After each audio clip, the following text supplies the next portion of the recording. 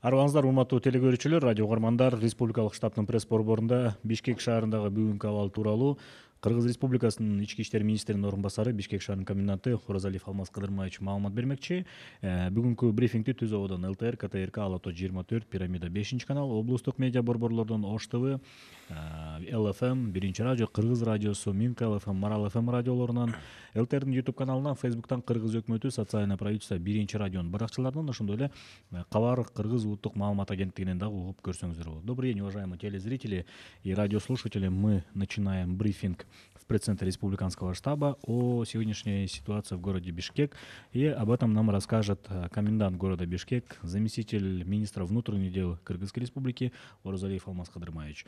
Прямой эфир вы можете посмотреть и услышать на телеканалах ЛТР, КТРК, Ала Тоо 24, Пирамида 5 канал, областные медиа-центры, Ош ТВ, на радиостанциях ЛФМ, Биринчи радио, Кыргыз радиосу, Минк ЛФМ, Марал ФМ, на YouTube-канале ГТРК ЛТР, в Фейсбуке, на страницах Кыргыз өкмөтү, социальное правительство, Биринчи радио, также через Кыргызское национальное информационное агентство Кабар. Алмаз Кадырмаевич, сөз сизде. Саламатсыздарбы, урматтуу шаардыктар. Бизден татал жана оор шарттагы жашоо бул өз алдынча эч ким менен катышпаган жашоону өткөрүп жаткан коронавирус инфекциясына кабылган бардык өлкөлөрдүн тажрыйбасын талдап көрдүк. Ошондуктан баарына чыдап, өзгөчө абал убагында дарыгерлердин айтканы угуп, бардык талаптарын аткарып, колдон келсе эч ким менен жолукпай үйдө отурсак. Азыркы убакта оорунун саны күн сайын өсүп жатат. Ар күн сайын дарыгерлер өмүрүн төбөкөлгө салып иштеп жатышат. Ар бирин үй бүлөсү бар. Менин да силерге окшоп үй бүлөм, балдарым бар. Ошого карабай, күн дебей, түн дебей, ошол коркунучтан биздин шаарды сактап келебиз. Сиздер дайым балдарыңар, жана туугандарың менен үйдөсүңөр. Алдыда эмне болорун, шаарыбыздын жашоо турмуш тиричилигин жана бардык тармактарын кандай жол менен өнүгүшүн азыр так айта албайбыз. Эгерде жалпыбыз бул ооруга кабылсак, анда мен ойлойм, булар эч кандай мааниге ээ болбой калат. Анткени адамдын ден соолугу эң кымбат нерсе. Ошентсе да баарыбыз оптимисттик көз карашы менен алдыга карап, биздин гана жардамды күтпөстөн, сиздер да кол кабыш кылып, бардык эрежени сактап, талаптарды аткарсак, биз жеңишке жетебиз. Акыркы убакта шаар тургундары биздин жасап жаткан жумуштар боюнча маалымат менен жакындан таанышып, ортобузда жакындык пайда болууда.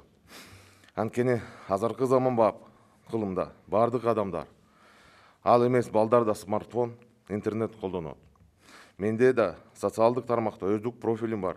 Ошол аркылуу жасалып жаткан иш-чаралар тууралуу элге кабарлап жатам. Чынын айтсам, мурда социалдык тармакта катталган жок элем. Азыр ушундай абалда элге жакын болуп, алардын көйгөйүн угуп билип, алар менен жакын болуун тура көрдүм. Аягында айтарым, мен чарчабастан кайталагым келет. Колдон келишинче үйдө отургула, өзгөчө абалдын талаптарын аткарып, тартипти темирдей бекем сактагыла. Ошондой гана биз баарыбыз бергиликте бул оорудан арылып, жакшы жашоого багыт алабыз. Добрый день, уважаемые жители города Бишкек. Мы внимательно изучаем опыт всех стран, которые также столкнулись с инфекцией коронавируса. Что самыми сложными, самыми трудными по нашим данным для вас является эта самоизоляция. Первое, хочу сказать, в этот период от нас потребуется предельная сосредоточенность во всех направлениях, самое строгое выполнение рекомендаций врачей, тех профилактических мер, которые сегодня введены на территории чрезвычайного положения. Рост заболеваемости растет у нас в городе и в целом в стране. С каждым разом врачи рискуют жизнь, и не дай бог их количество уменьшится. У каждого из нас есть свои семьи. У меня тоже есть своя семья, дети. И работая ночами, мы не спим, чтобы спасти наш город от опасности. Мои дети почти не видят меня, а у вас такой огромный шанс каждый день быть с родными рядом. Мы, конечно, не можем в полной мере сказать, как будет развиваться ситуация в нашем городе, во всех отраслях, которые необходимы для нашей жизнедеятельности. Но в целом, если так подумать вдруг, когда каждого из нас настигнет болезнь, то все остальное для нас вообще не будет иметь никакого значения.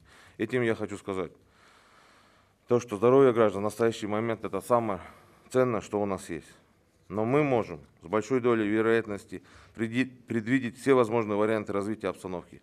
А значит, можем заранее разработать и иметь свой план дальнейших действий.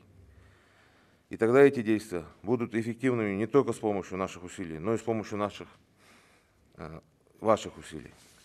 Сейчас очень важно продолжить круглосуточную работу по профилактике и предупреждению опасного вируса. Ограничение контактов – важнейшие условия для разрыва цепочек и процессов данной инфекции. В конце хочу добавить, что многие жители, как я понял, говорят о том, что они проинформированы о наших работах. Это говорит о том, что граждане интересуются обстановкой в нашем городе, и это замечательно. Появляется сплоченность между нами. Учитывая наш современный век, сейчас у каждого человека, даже у детей, имеется смартфон на руках и безлимитный интернет, где вы можете прочитать и увидеть всю происходящую ситуацию. У меня есть личный профиль в социальных сетях, где я освещаю о нашей работе.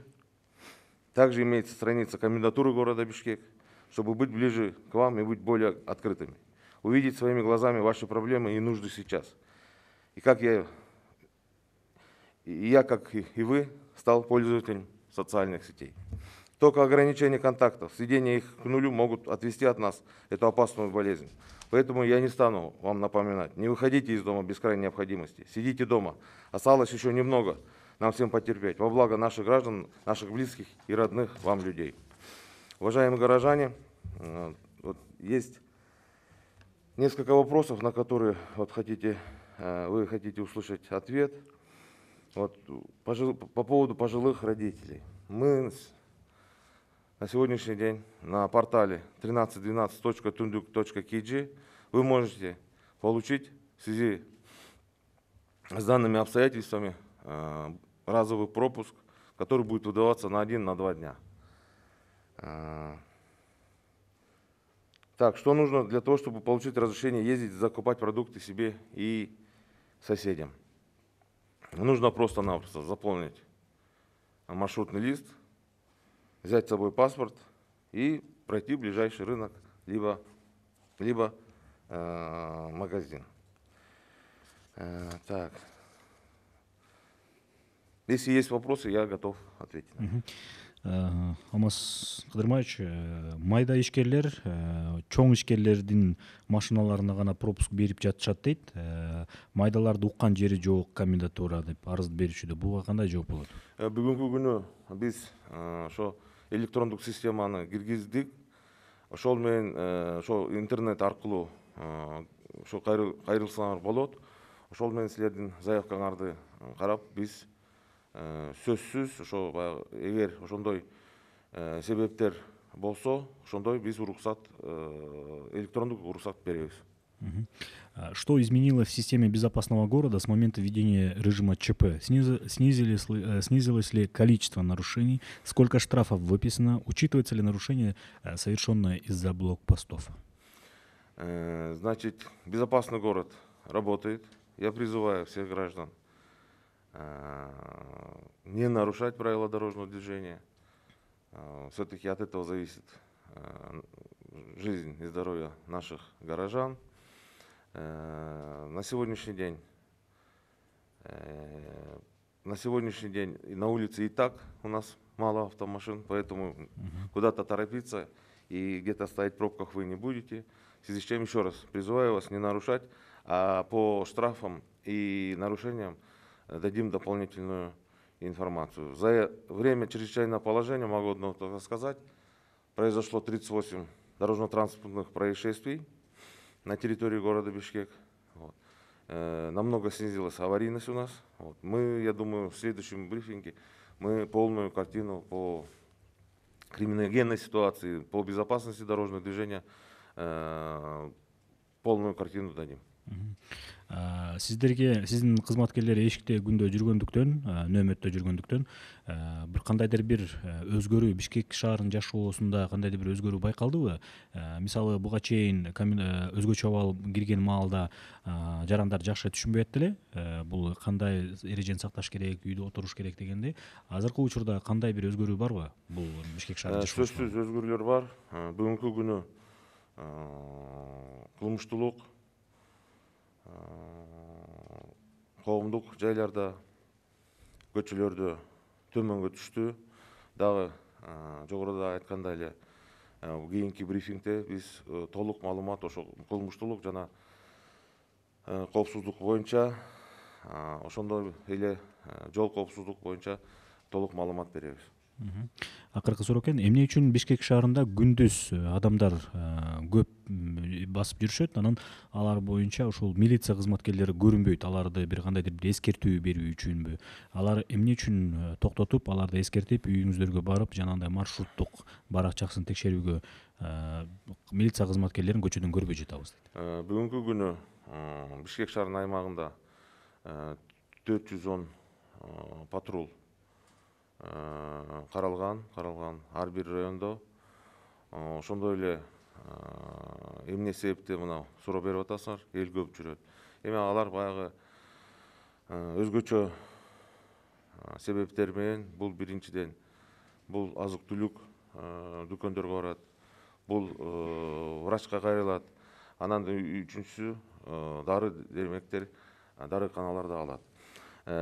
Ошондой да кемчиликтер бар. Күнүгө биз ошо жетекчилер өздүк курамга нускаманы, инструктаж өткөзүп атабыз. Эгер урматтуу шаардыктар, эгер ошондой биздин патрульдер ошо көрүнбөй жерлерде жүрсө, анда горячий мындай ысык эмеге, биздин горячий линияга кайрылыңыз, биз ошо чара көрөбүз. Чоң рахмат. Урматтуу телекөрүүчүлөр, радио угармандар, сиздерге Кыргыз Республикасынын ички иштер министринин орун басары, Бишкек шаарынын коменданты Оразалиев Алмаз Кадырмаевич маалымат берди. Брифингти Түз Абадан ЛТР, КТРК Ала-Тоо 24, Пирамида 5 канал, облустук медиа борборлордон Ош ТВ, ЛФМ, Биринчи радио, Кыргыз радиосу, Меңкай ЛФМ, Марал ФМ радиолорунан, ЛТРдин YouTube каналынан, Facebooктан Кыргыз өкмөтү, социальное правительство, Биринчи радионун баракчаларынан, ошондой эле Кыргыз улуттук кабар агенттигинен дагы угуп көрө алдыңыздар. Көңүл бурганыңыздар үчүн чоң рахмат.